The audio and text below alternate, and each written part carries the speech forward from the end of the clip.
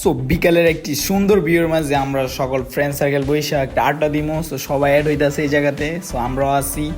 তারপর এভাবে জমার পরে সন্ধ্যা হয়ে গেছে। সো সন্ধ্যার ফুচকা হাউসটা খুবই ভালো লাগছে। সো দিনের বেলা তেমন একটি সৌন্দর্য বোঝা যাইছে না, কিন্তু রাত্রে হয়েছে পরে এক অন্যরকম ভিউ, লাইটিং সেই সেট আপ।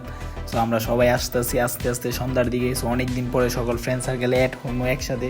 সো বিভিন্ন জায়গায় ঘুরতে পারতেছি না আপাতত। সো বড় লেভেল একটি ট্যুর হবে, সো সেটারও একটি চিন্তা ভাবনা করতেছি আমরা সকল ফুচকা হাউসে বৈশা। তো দেখেন এখানে সবাই আছে, মামা এবং ফ্রেন্ড সার্কেলও আছে। খুব সুন্দর ভালো লাগছে সন্ধ্যার পরে, অনেক দিন পরে ফুচকা হাউসে। সো আর দেখেন পাশাপাশি চাইডের মানে নদীর পাশে ফুচকা হাউসের যে কীরকম ভিউ হতে পারে রাত্রে, অবশ্যই আপনারা জানবেন এবং এই ফিল্ড আপনারা নিয়েছেন। তো খুবই ভালো লাগছে আমাদের কাছে।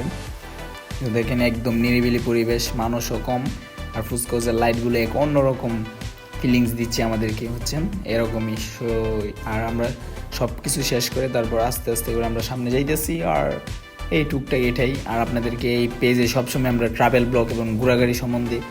তো দেখেন মামারা সবাই আনন্দিত, কারণ আমরা ভাল লাগছে। প্রায় 2-3 ঘন্টার মতো আমরা সময় কেটেছি এই ফুচকা হাউসে। সো অবশেষে কি একটি ঘটনা ঘটছে। সো আমরা খাওয়া দাওয়া শেষে বিল দিমো। সো যে বিল দিমো, সো এই ফুচকা হাউসে যায় মালিক, যে সে আমার এক ফ্রেন্ডই হয়। তার